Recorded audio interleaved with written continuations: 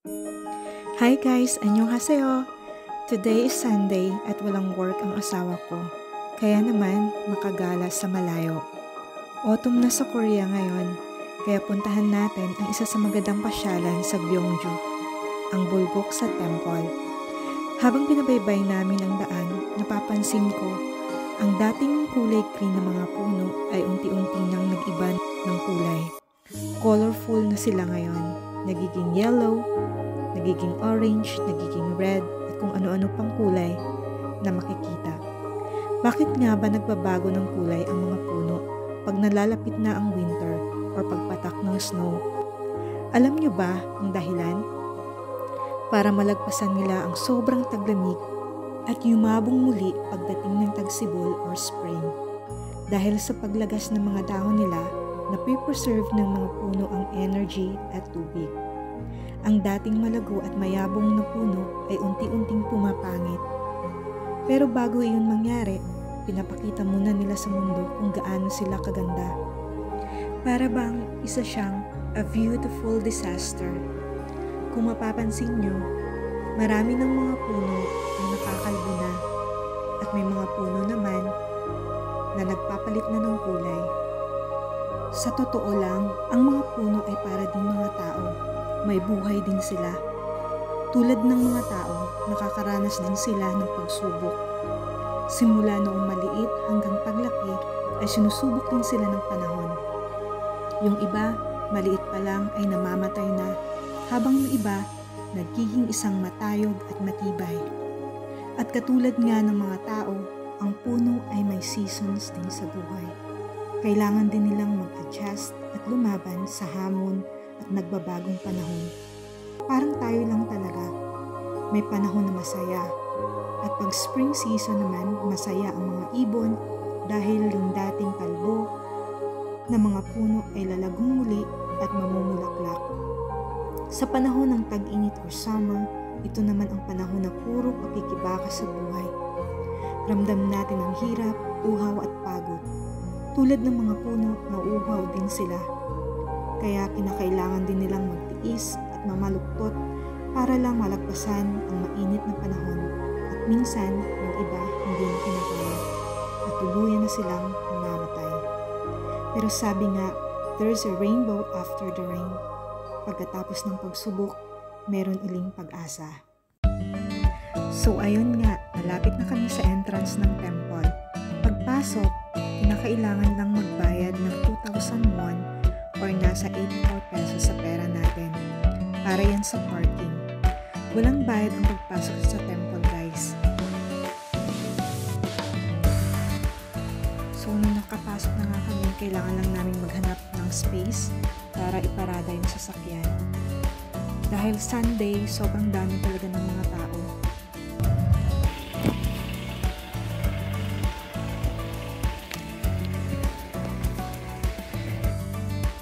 So welcome sa Bulguk sa Temple na makikita dito sa Gyeongju.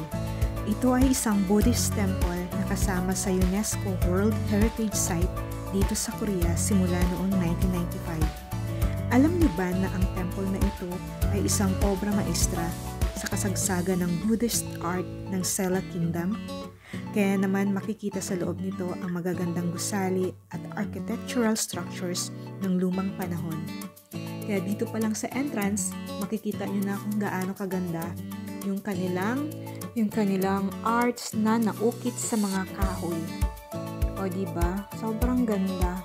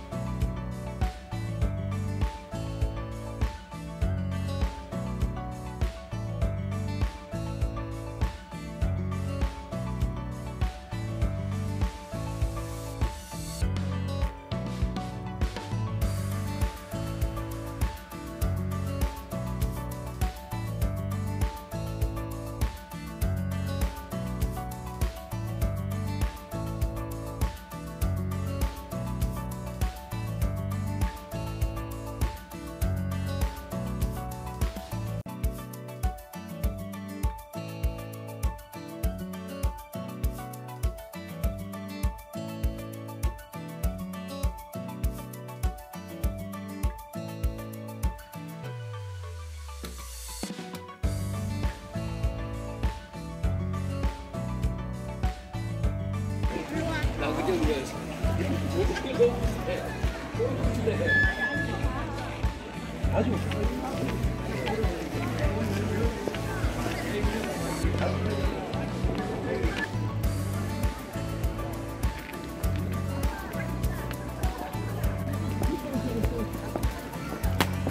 hayabo.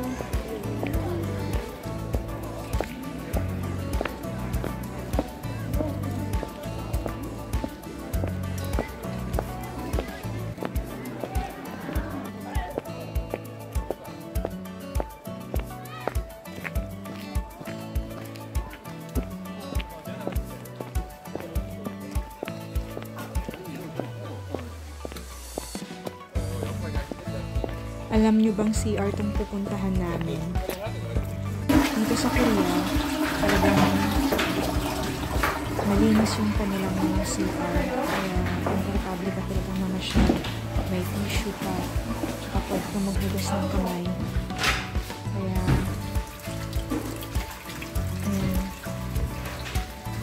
may salamin. Nanangamin kayong vlogger nyo guys. Kasi nga, gulo ng buhok ko. Tsaka ang linis ng CR nila. Wala ka talagang maamoy na mabaho. Then may tissue. Yan naman yung pinaka-importante. And then madami silang CR. Sa iba't ibang area, meron silang CR. Diba? Kaya komportable talagang mamasyal dito. At paglabas mo, voila! Ang ganda ng view. Hindi pa lahat ng puno ay nagtuturn into different colors. Yung iba green pa talaga. Hindi kasi sabay-sabay. Pero makikita mo talaga na yubo, ang ganda ng combination, di ba? Green, yellow, red, orange. Yan.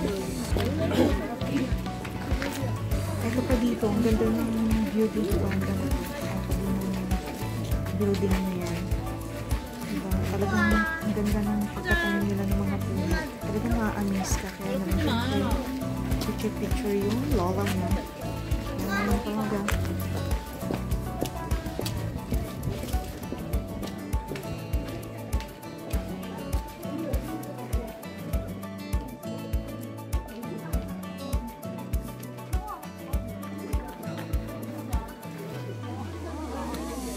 Ayun nga, sumunod si my Lee Min-ho, yung aking Lee Min-ho version. Kaso hindi lumaki. Ayan. So, follow for part 2 guys. Papasukin natin yung loob ng temple. Thank you for watching. Bye!